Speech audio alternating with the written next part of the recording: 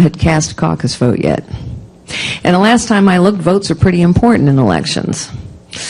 And as I recall, in virtually every election, the people of Iowa have delivered a surprise.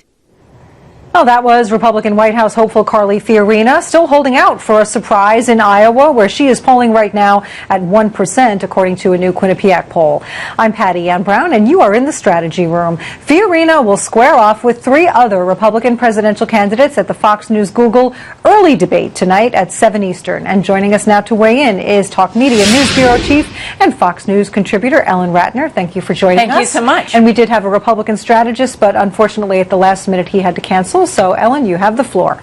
All right, Fiorina started out the race 2016 on the lower debate stage. She did fight her way onto the primetime stage. Now she's back at what we call the kids' table. What does she have to do tonight? I think what she has to do is to be herself, be honest, and not just try and reach her base. I mean, the last time she was on the main stage, she wore this huge cross. She was trying to, like, signal the evangelicals that she was with them. Don't signal anybody. Be yourself. Say what you can do. Say who you are. Tell them, the American people, who you are. You know, the governor of Iowa said to me the most important thing that somebody can do in a debate or in an ad is to tell people who they are. And that's absolutely what she needs to do. She needs to tell people who she is and not worry about which base she's hitting. Yeah.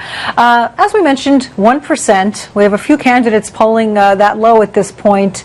Are they still in this? Do they still have a shot? Well, you know, I think the biggest poll is on Election Day, and so I think anybody has a shot.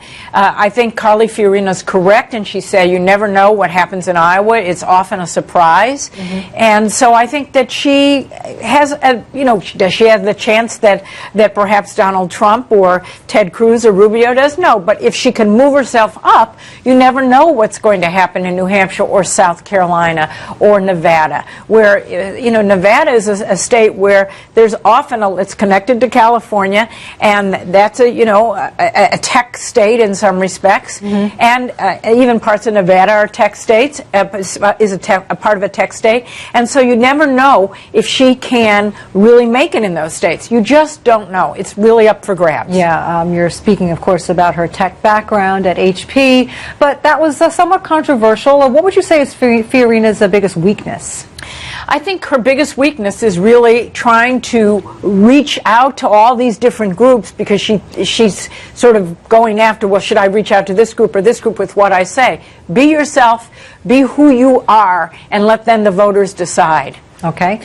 We have other candidates, of course, in the early debate. Huckabee, Santorum, each have won the Iowa caucuses in previous election cycles. How do they get back to that point? Well, it's awfully late now to get back to that point. As you know, Mike Huckabee was sort of here at Fox for a long period of time, did a great show, and he had a following. I don't know what's happened to that following. I don't know if the following is still going to be with him.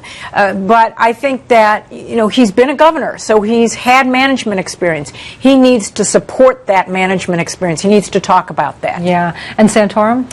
Well, he was a senator. He can talk a lot about the problems in Washington, and that's where, if I were him, I would focus, and how, as president, since he's been a senator, he could change some of that, or how he worked across the aisle when he was a senator and still maintained his values. I don't agree with all of his values, but he can certainly talk about them and how he's able to work with Democrats to incorporate their values into his values and work together. All right. Well, it could be very interesting tonight. We'll see what happens. For sure. Ellen Ratner, thank you so much for joining us. And don't forget to tune in tonight for the Fox News Google Republican presidential debates. The early debate is at 7 Eastern, the primetime debate at 9. I'm Patty Ann Brown. Thanks for watching.